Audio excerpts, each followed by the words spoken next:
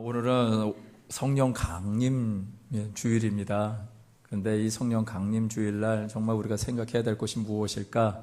그것은 다름이 아니라 하나님께서 왜 교회를 세워주셨는가라는 것을 알아가는 것이 성령 강림 주일의 하나의 또 다른 하나님의 바람이 있지 않을까 싶습니다.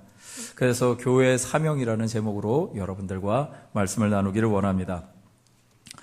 여러분 혹시 6월호 생명의 삶 나와 있는 거 아시죠? 다 사신 줄 믿습니다.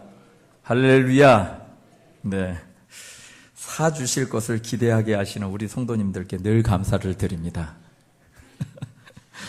자, 6월호 생명의 삶 말씀이 보니까 민수기 말씀이에요. 그래서 그 말씀 중에 하나를 하나님께서 이렇게 주신 감동이 있어서 은혜를 나누고자 합니다.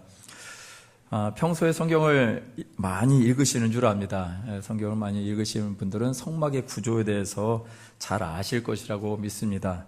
그런데 이제 성경을 장롱 속에 금폐물로 여기시는 분들이 많아서 제가 이제 좀 그림을 좀 보여드리겠습니다. 성막에 대해서 먼저 좀 얘기를 나누기를 원하는데요. 성막은 크게 이제 세 부분으로 나누어 있습니다. 그것은 성막이 보이네요.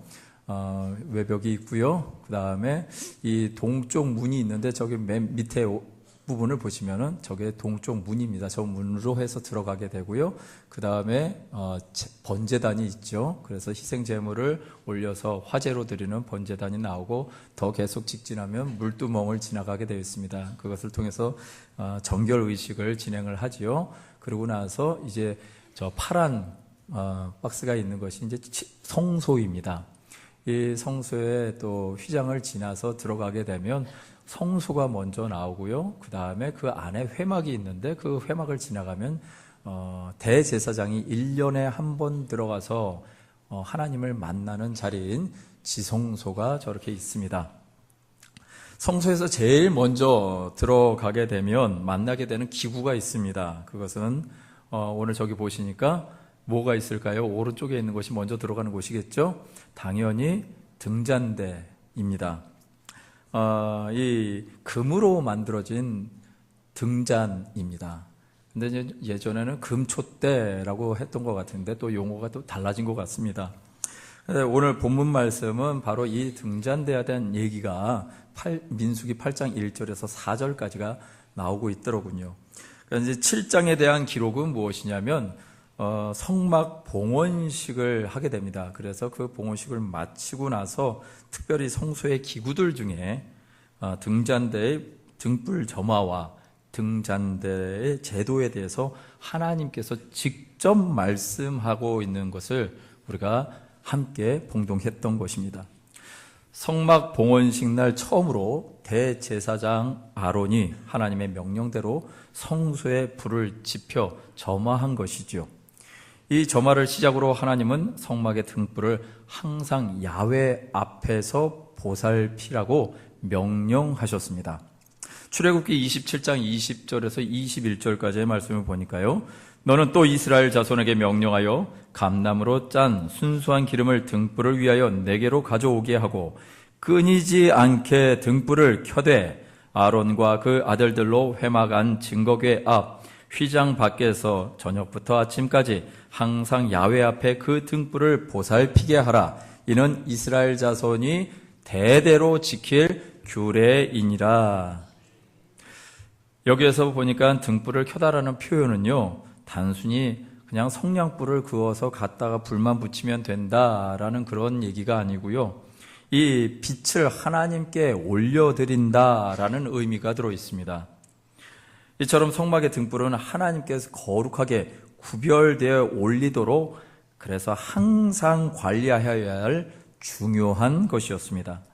오늘 말씀을 통해서 등불 점화와 등대 제도의 영적인 의미가 무엇인지 살펴보고 그 의미 속에서 오늘날 교회에게 주시는 사명이 무엇인지를 깨닫고 각자의 사명을 살아내시는 저와 여러분 되시기를 주님의 이름으로 축원드립니다.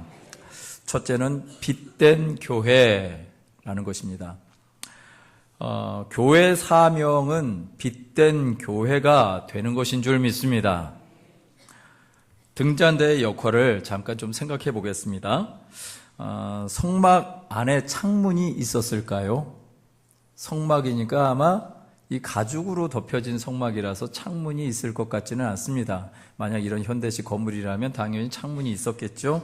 당연히 그러면 그 안에는 칠흑 같은 어둠이 있었을 것입니다. 그렇기 때문에 등잔대는요, 성막 안에서 어둠을 밝혀서 제사장들이 활동할 수 있게 하는데 꼭 필요했습니다. 성소는 그 순양의 가죽과 해달의 가죽으로 덮여 있었기 때문에 밖에서 볼 때는 볼품이 별로 없었을 것입니다. 그러나 성소 안에 있는 벽에 해당되는 널판들은요, 금으로 입혀졌습니다. 저 사진을 보시면 벽들이 다 금으로 입혀진 것이 아마 보이실 것입니다. 그러니 내부를 밝혀서 그 등장대가 불을 밝히면은 내부가 굉장히 아름답게 빛났습니다. 내부를 밝혀서 아름다움을 볼 수 있도록 한 것이죠. 등잔대는 특히 등 앞에 있는 진설병을 비추는 역할을 했습니다. 저 오른쪽에 보시면 그것이 진설병입니다. 말하자면 쉽게 말하면 떡이지요. 이스라엘 민족이 먹는 그 빵 같은 것입니다. 그런데 이 진설병이 의미하고 있는 것이 무엇이냐면 하나님의 말씀입니다. 하나님의 말씀을 상징하는 진설병 앞에 무엇이 있어요? 등잔대가 있다는 것입니다. 이 등잔대가 비춰주는 것이 말씀입니다. 여러분, 하나님의 말씀을 봐도 이게 무슨 소리야 하는 경향이 참 많지요. 우리는 성경 읽기로 작정해서 창세기 읽으면 재밌습니다. 역사 이야기니까요. 그런데 창세기 다음에 출애굽기 앞장까지는 조금 괜찮은데 이제 뒷장 가면 또 이제 어려워집니다. 마음이 어려워져요. 왜요? 그때는 이제 막 성막에 관한 얘기가 나오고 그 이후로부터는 레위기, 민수기에게 제사법들이 계속해서 또 언급이 되니까요. 그러니까는 읽어도 무슨 말인지 모르고 넘어갈 때가 많습니다. 결국은 하나님의 말씀은 우리가 인간적인 이성으로 이해할 수 있는 영역이다, 아니다라는 것이죠. 하나님의 말씀, 진설병을 통해서 하나님의 말씀을 상징하고 있는데 진설병 앞에 무엇이 있어요? 등잔대가 있다라는 것을 우리가 볼 때 그 등잔대의 역할은 결국은 하나님의 말씀을 등잔대가 비춰줘야 되는 것이죠. 빛이 비춰줘야 되는 것이죠. 성령께서 비춰주셔야 하는 것인 줄 믿습니다. 이 등잔대의 역할을 종합해서 볼 때 등잔대의 불은요, 바로 어두운 세상을 비춰주고요. 등잔대의 역할은 진리가 되신 하나님의 말씀을 밝히 보여주게 되고요. 하나님의 아름다운 영광을 드러내게 하는 것인 줄 믿습니다.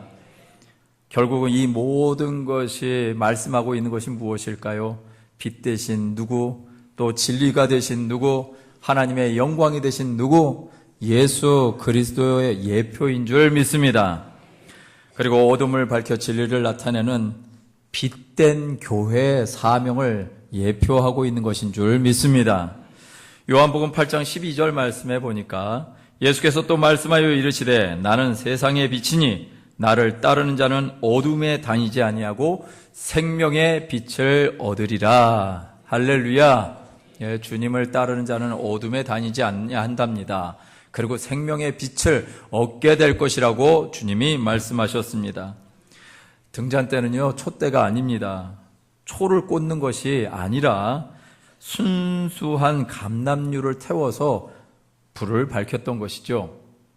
성소 안의 등잔대는 언제나 성소를 밝혀야만 했습니다.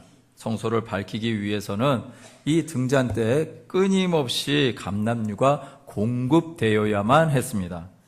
이 감람유는 무엇을 의미할까요? 바로 예수 그리스도를 증거하는 영이 있습니다. 예수님을 구주라고, 메시아라고 증거하는 영이 있지요. 그것이 바로 성령님이신 줄 믿습니다. 우리가 아무리 밝기가 좋은 전등이라도 전기가 끊어지면 무용지물입니다. 성령 충만함이 없으면 우리는 예수 그리스도의 빛을 발휘할 수가 없습니다. 우리가 우리 스스로 신앙생활 하다 보면은 굉장히 노력하고 애쓰는데 어느 순간 보면 지쳐버릴 때가 있습니다. 열심히 봉사하고 애쓰고 그러는데 어느 순간 지쳐버려요. 그 이유는 무엇일까요? 한 가지예요. 우리의 몸이 움직여야 되는데 기름이 없는 것이죠. 영혼에 기름이 없으니 지치고 뻑뻑한 것입니다. 성령의 충만함을 우리가 누려야 될 줄 믿습니다. 그래서 우리 주님께서 약속하신 것이 바로 오순절 강림 역사인 것입니다. 성령을 받으라고, 성령의 충만함을 받으라고 말씀하시는 것인 줄 믿습니다. 교회는 세상의 빛이 되어야 할 줄 믿습니다.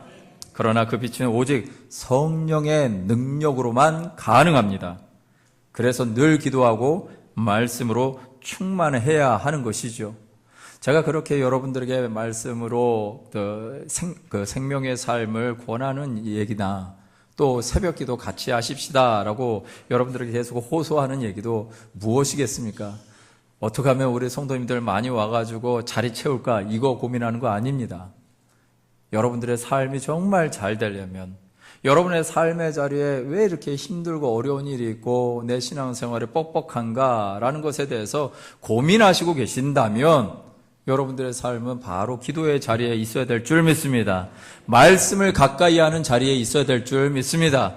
그래서 제가 여러분들을 자꾸 초대하는 것입니다. 목사이기 때문에, 주의 종들이기 때문에 어떻게 하면 이 자리를 채울 것인가, 그 목적 때문이라고 생각하지 않게 되시기를 주님의 이름으로 축원드립니다. 여러분들이 잘 되어야 합니다. 여러분들이 하나님 앞에 성령 충만해야 됩니다.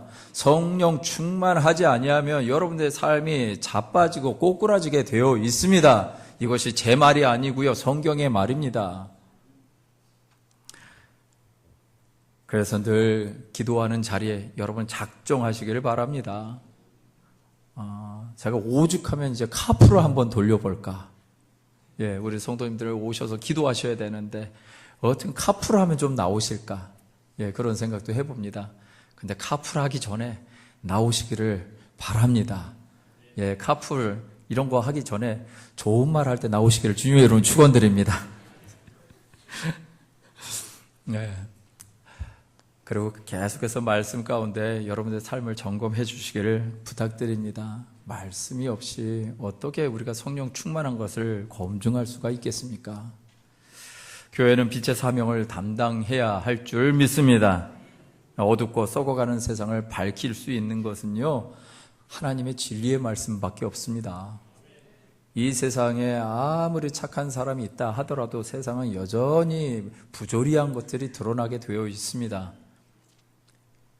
인간이 정말 선하게 살 수 있으면 좋겠는데 참 인간이 선하게 살지 못하는 모습들이 참 많이 있습니다. 예전에도 한번 인간이 착한 사람과 나쁜 사람 실험을 했더니요, 평범한 사람을 데리고 한쪽에는 간수를 세우고 한쪽에는 그 감옥 죄수를 이렇게 만들었더니요, 그 실험을 40일 동안 하기로 했는데 14일 만에 끝났습니다. 왜 그런 줄 아십니까? 거기에서 간수는 진짜 간수가 됐고요, 죄수는 진짜 죄수가 되는 거예요. 또 평범한 사람인데도 불구하고 아주 모범생의 삶을 살아가는데 그러면서 결국 그 안에서 사람이 죽었습니다. 이 사람들은 너무 모범 시민들이었음에도 불구하고 환경과 조건이 주어지니까 그 안에서 인간의 죄성이 드러나더라는 것입니다. 하나님의 말씀을 가까이 해야 되는 이유가 바로 이것입니다. 저와 여러분들은 안 드러날까요? 예. 아이들한테 하는 거 보면 압니다. 예. 여러분들의 삶 가운데 이런 부분들이 나한테 연약함인데 라고 하는 것으로 끝나지 마시고 하나님의 말씀을 가까이 하셔서 그런 죄된 것들을 분별하시고 그리고 싸워가시기를 주님의 이름으로 축원드립니다. 말씀을 의지해서 나 자신을 죽이는 것, 그것이 빛된 사명을 감당해내는 그런 교회와 성도가 되어지는 줄 믿습니다. 예수님이 이 땅에 오신 것 빛의 모습으로 오셨습니다.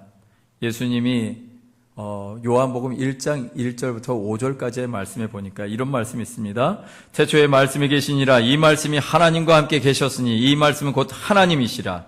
그가 태초에 하나님과 함께 계셨고 만물이 그로 말미암아 지은 바 되었으니 지은 것이 하나도 그가 없이는 된 것이 없느니라. 그 안에 생명이 있었으니 이 생명은 사람들의 빛이라. 빛이 어둠에 비치되 어둠이 깨닫지 못하더라. 예수님이 이 땅 가운데 빛으로 오셨다라고 얘기합니다. 생명으로 오셨다라고 말씀하고 있습니다. 그런데 빛으로 오신 예수님, 그 빛으로 왔음에도 불구하고 사람들이 깨닫지 못하더라. 근데 그 사람의 상태가 어떻다고요? 어둠이라고요.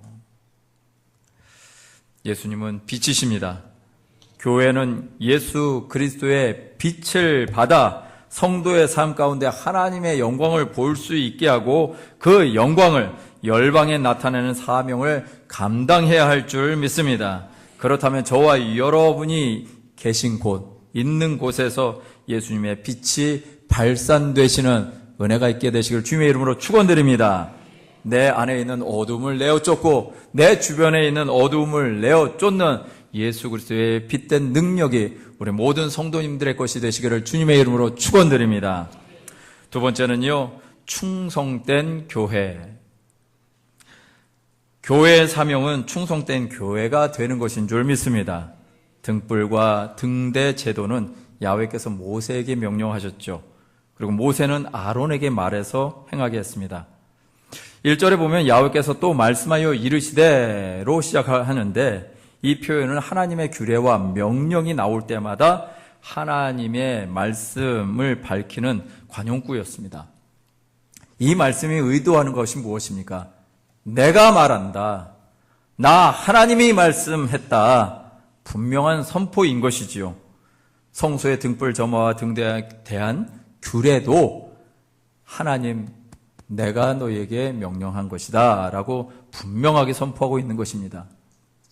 하나님의 명령이 모세와 아론 이 모두에게 명령되어졌을 때 순종합니다. 어떤 식으로 명령이 되는가? 4절 하반절에 보니까 모세가 야훼께서 자기에게 보이신 양식을 따라 이 등잔대를 만들었더라 라고 말하고 있습니다. 하나님은요, 모세에게 등잔대 양식을 분명히 보도록 알려주셨습니다. 그리고요, 모세는 하나님이 보여주신 그대로 만들도록 아론에게 말했습니다. 조금의 자기의 생각이나 자기의 기준이나 자기의 판단이 들어갈 수 있는 여지가 없었던 것입니다. 하나님은 모세에게 등잔불을 점화하도록 하지 아니하셨습니다. 또한 아론에게도 직접 하나님이 말씀하지 아니하셨습니다. 모세는 모세대로, 아론은 아론대로 사명과 직임이 있었다라는 것입니다. 이처럼 교회는 하나님의 말씀에 따라 각자의 자리에서 온전한 순종으로 충성할 때 하나님의 뜻을 이룰 수 있게 되어질 줄 믿습니다. 각자 맡은 직임과 은사는 은사대로 그리고 질서를 따라 순종하는 것이 성도의 충성인 줄 믿습니다. 고린도전서 4장 1절에서 2절까지의 말씀을 우리 함께 읽겠습니다. 시작. 사람이 마땅히 우리를 그리스도의 일꾼이요 하나님의 비밀을 맡은 자로 여길지어다. 그리고 맡은 자들에게 구할 것은 충성이니라. 아멘. 하나님이 말씀하시는 것이 무엇인가요? 우리가 무엇이라고 얘기하고 있습니까?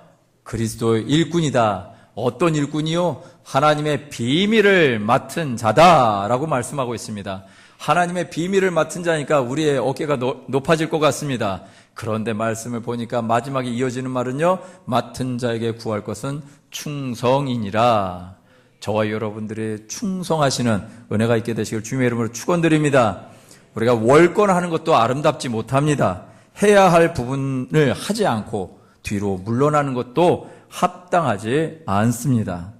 본문 2절 말씀에 보니까 아론에게 말하여 이르라. 등불을 켤 때에는 7 등잔을 등잔대 앞으로 비추게 할지니라 하시매.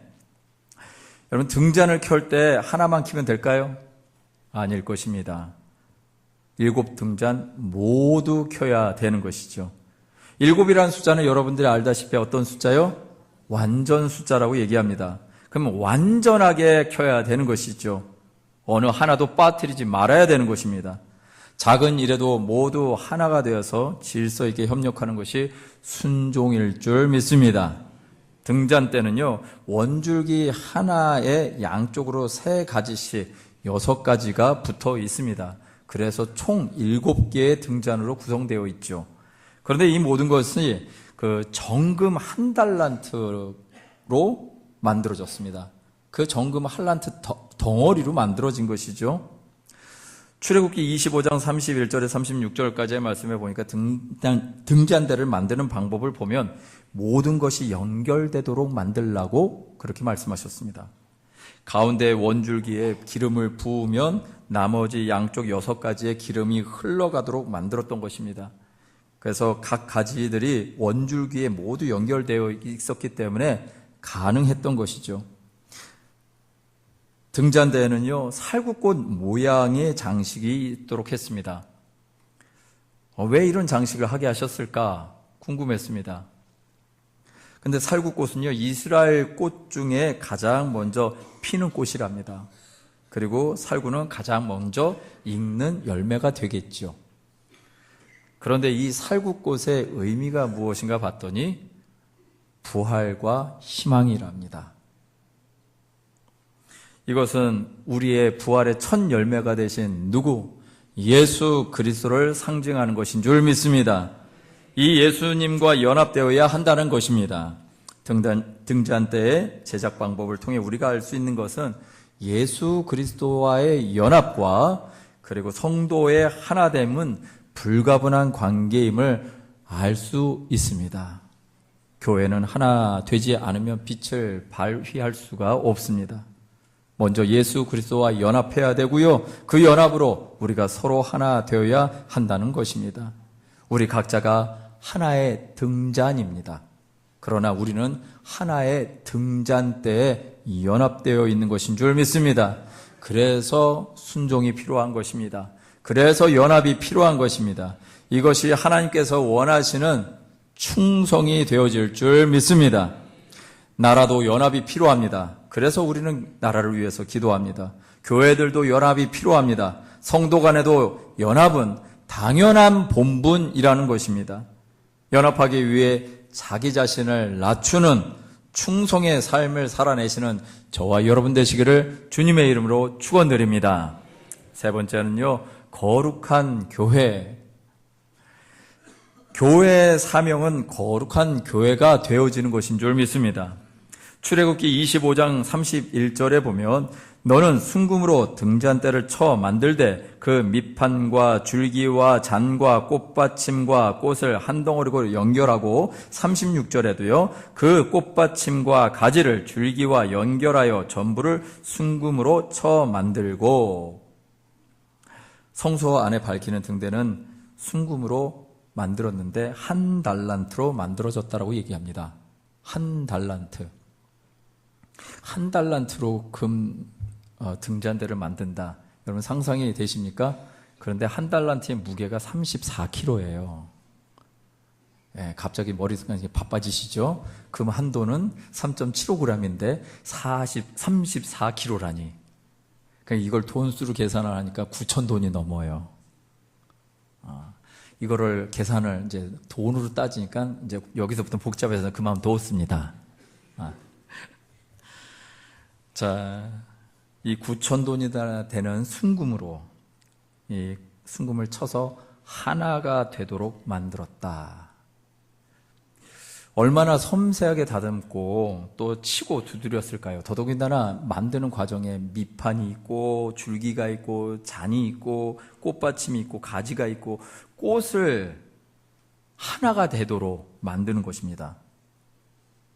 그 겉모양은 그렇게 만든다고 쳐도요, 여러분 그 관들이 이게 지금 덩어리로 있었던 것을 쳐가지고 만들었을 때 이 관들이 어떻게 그 중간은 비어가지고 그걸 하나로 만들 수가 있을까? 아무리 생각해도 이게 나오질 않습니다. 그런데 그걸 만든 거예요. 어쨌거나 또 치고 또 치고 망치로 계속 무언가를 가지고 계속해서 침을 당했을 것입니다. 정금은 그 자체로 의미하는 바가 있죠. 순결함과 거룩함을 의미하고 있습니다. 하나님이 금은 보화가 좋아서 이런 것들을 요구하신 것이 아니고요. 이 금이 의미하고 있는 바가 변질되지 않는 거지 않습니까? 그리고 순결하고 거룩함을 상징하는 의미로 하나님이 이것을 사용하신 것이죠. 그리고 승금으로 만들어지되 이 등잔대가 하나로 만들어지게 아주 어려운 작업을 요구하셨습니다. 왜요? 그것을 통해서 하나가 되는 거룩함을 위해서 연단의 과정이 필요했다라는 것이죠. 이것을 보더라도 우리는 이 금이 계속해서 침을 당하는 연단하는 과정들이 필요했겠구나라는 것을 이해할 수 있을 것 같습니다.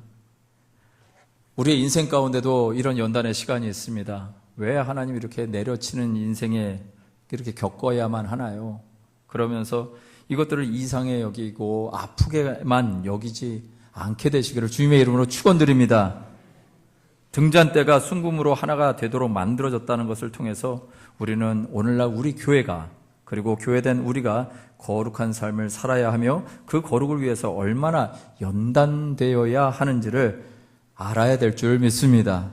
욥기 23장 10절 말씀에 보니까 여러분들 함께 읽어볼까요? 시작. 그러나 내가 가는 길을 그가 아시나니 그가 나를 단련하신 후에는 내가 순금같이 되어 나오리이다. 아멘. 하나님께서 우리를 연단하시는 데는 이유가 있죠. 순금같이 정결하게 거룩하게 만들어지기를 원하시는 것인 줄 믿습니다. 하나님은요, 우리를 구원시켜 주셨습니다. 저와 여러분들을 사망으로 가는, 저와 여러분들 결국 사망의 끝 지옥으로 가는 인생들을 하나님께서 건져내셨습니다. 그렇다면 구원시켜 놓으셨고 구원시켜 놓으신 것 다음에는 무엇을 하시겠습니까? 구원받은 자답게 살라고 우리를 안내하시지 않겠습니까? 우리는 구원받은 자답게 살기 위해서 하나님의 부르심을 받았습니다. 하나님의 백성으로 그 거룩한 나라에, 영원한 나라에, 그 완전한 행복이 있는 나라에, 완전한 기쁨과 감사와 즐거움이 있는 나라에 저와 여러분들을 불러주셨습니다. 근데 그 부르심에 합당한 삶을 우리가 살든가요? 아니잖아요. 너무나 잘 아시잖아요. 저도 그렇습니다. 그래서 성화라는 과정이 필요한 것이죠. 그 성화라는 과정 속에서 우리는 계속해서 연단을 받기도 합니다. 하나님이 원하시는 모양이 나올 때까지요. 저와 여러분들에게 하나님이 원하시는 모양이 나올 때까지 하나님은 그런 시간들을 거쳐가게 하실 것입니다. 그럴 때 저와 여러분들은 그것을 이상하게 여기지 마시고 그것 가운데 하나님의 뜻이 무엇인가 분별해서 그 삶을 잘 살아내시는 연단의 시간을 잘 지나가시고 정말 하나님이 원하시는 아름다운 모습으로 빚어지시는 우리 모든 성도님들 되시기를 주님의 이름으로 축원드립니다. 고난이 있을 때 내 안에 불순물을 빼는 중이라고 생각해 주시기를 바랍니다. 고난이 있을 때 나를 쳐서 더 아름다운 모양으로 만드시는 중이라고 하나님께서 내게 은혜를 주시는 시간이라고 생각해 주시기를 주님의 이름으로 축원드립니다. 예수 그리스도의 빛을 발하는 거룩한 등잔대가 만들어지는 중임을 기억해내시는 저와 여러분 되시기를 주님의 이름으로 축원드립니다. 빛된 교회와 성도는요, 순결하고 거룩하며 또 정결해야 할 줄 믿습니다. 제가 여러분들에게 이런 말씀하니까 아이고 교회에서 뻔한 얘기네 라고 듣지 않으셨으면 좋겠습니다. 여러분, 이것이 우리가 추구해야 될 삶입니다. 빌립보서 2장 15절 말씀에 이는 너희가 흠없고 순전하여 어그러지고 거스르는 세대 가운데서 하나님의 흠없는 자녀로 세상에서 그들 가운데 빛들로 나타내며 하나님의 흠없는 자녀로 세상에서 그들을 빛 가운데로 나타내시겠다고 하신 것이 하나님의 계획이십니다. 많은 사람들이 신앙생활할 때 그렇게 신앙생활합니다. 무엇을 추구하느냐 하면 행복이 신앙생활의 목적이 될 때가 있습니다. 조금 생각을 해봐야 될 부분입니다. 전도지를 돌릴 때도 우리는 행복으로의 초대라는 얘기를 하죠. 교회에서도 행복해지는 것이 목적이 되어 신앙생활을 하게 될 경우가 참 많이 있습니다. 처음에 신앙생활 할 땐요. 근데 행복해지는 것이 목적이 되면요, 행복해지지 않는 삶의 순간을 어떻게 해석을 해야 될지를 모르는 것입니다. 왜 나만 겪는 고난이냐고 불평하시겠습니까? 그러면서 하나님을 멀리 하시겠습니까? 또한 남만 탓하고 있다가 살면서 내 계속해 되어지는 삶의 자리에 불평하면 그것이 나를 행복으로 바꿀까요? 그렇지도 않을 것 같습니다. 이런 삶을 살아간다면 행복이 내 신앙생활의 목적이 되면요, 이런 어려운 일이 닥쳐졌을 때 우리의 신앙생활에 믿음이 작동할 수가 없습니다.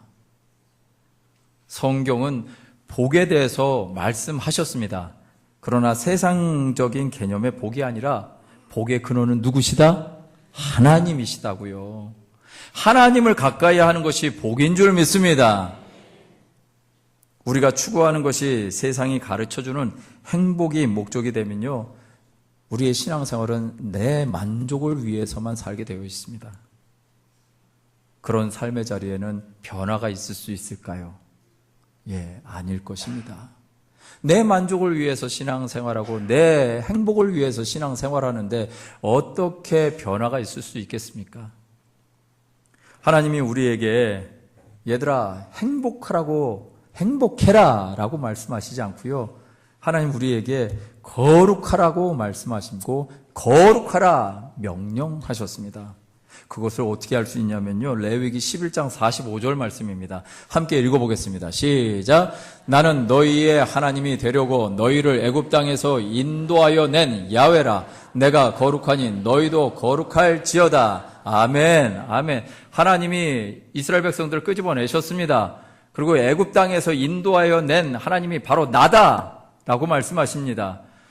여러분, 이스라엘 민족들에게 있어서 애굽 땅에서의 삶과 지금 끄집어낸 삶의 차이는 어마어마할 것입니다. 과거에 정말 불행한 시간들을 거쳤을 것입니다. 430년 동안 그들이 삶을 처음에는 괜찮은 대접을 받고 살았겠지요. 그러나 나중 가면 갈수록 요셉을 알지 못하는 왕이 등장함에 따라서 이스라엘 민족들은 노예가 됐지요.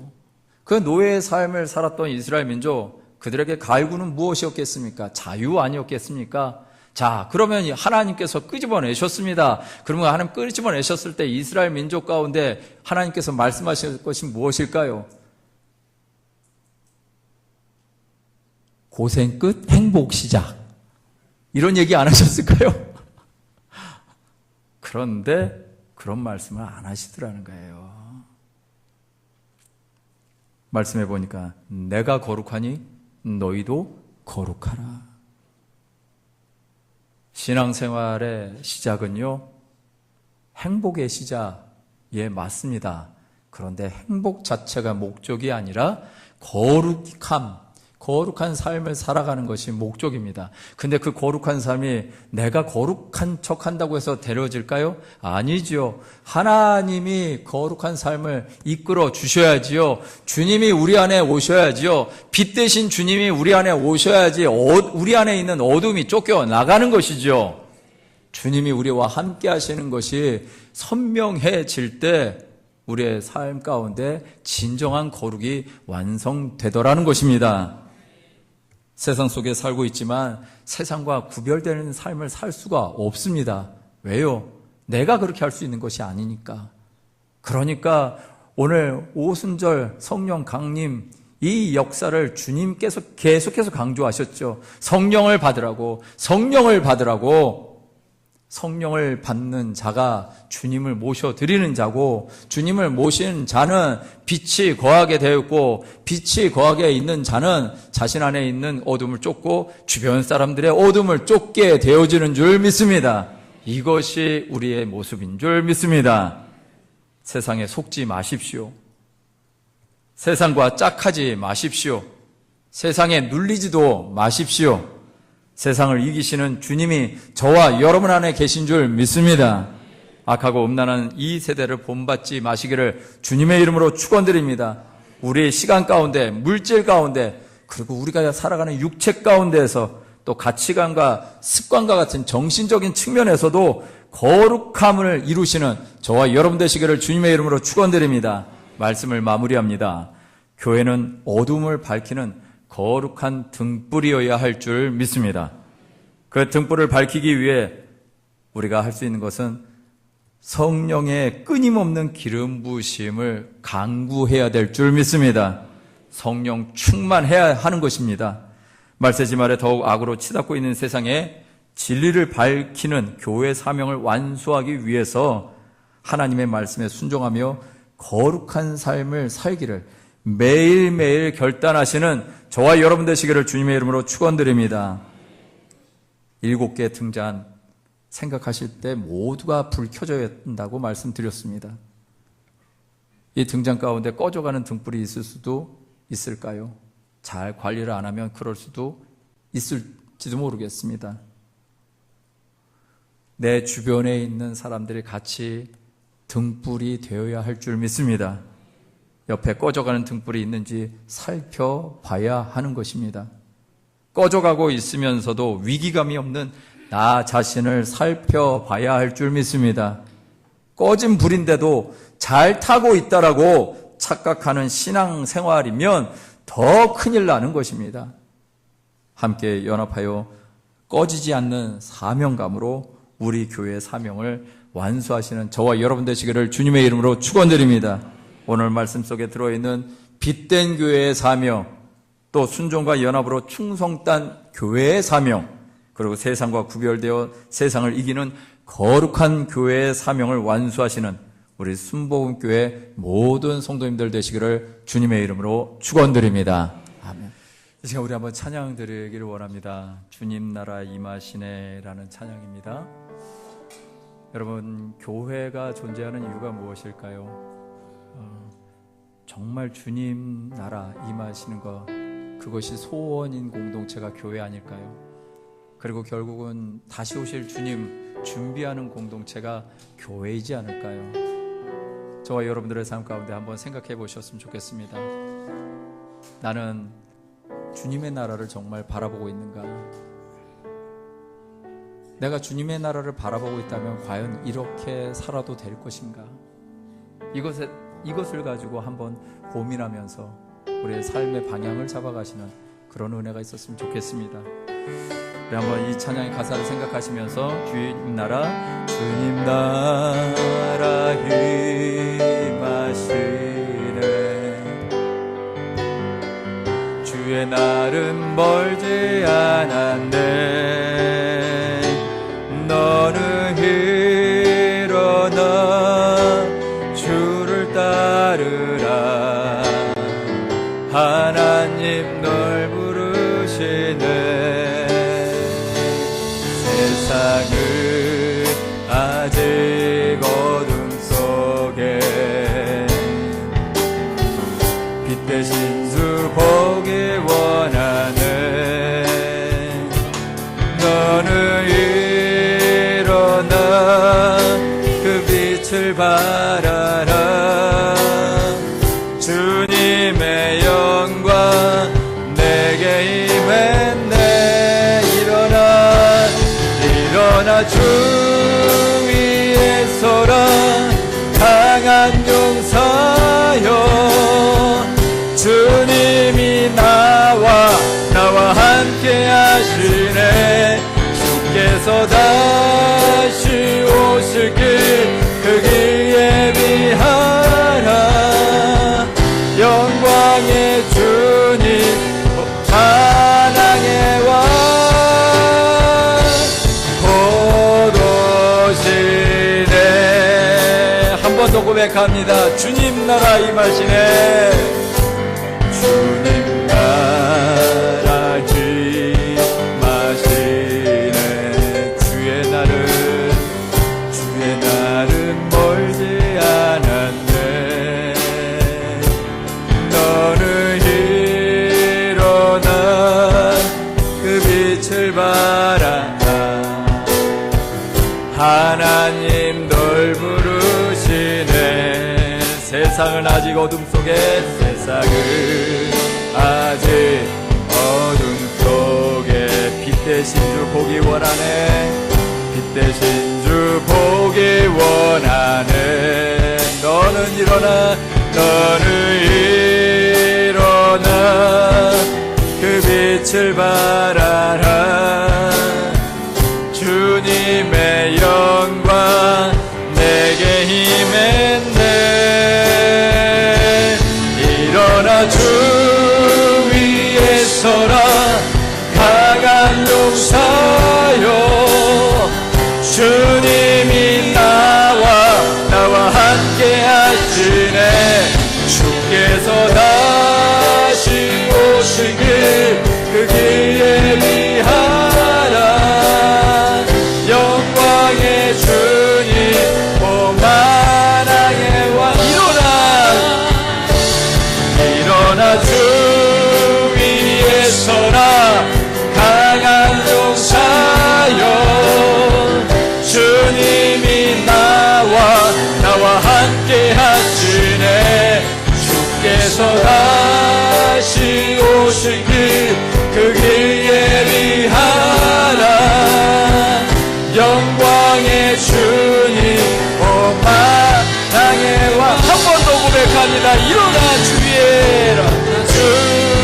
위에 서라, 강한 우리를 향하여 이렇게 외치십니다. 주님이 나와 함께 하시네. 주께서